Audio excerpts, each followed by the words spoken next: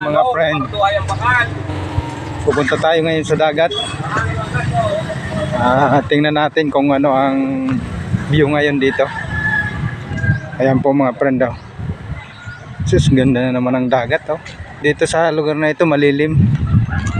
Wala naman ditong bayad kasi free naman dito makidaan.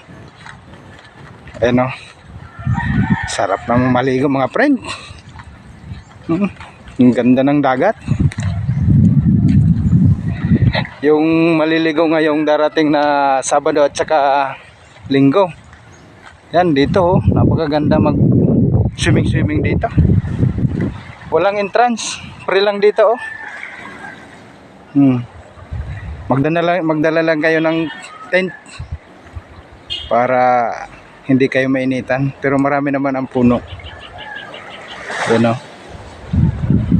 Sarap maligo. Ang lamig ng tubig ngayon oh. Ang linis pa. So mga friend, magandang umaga.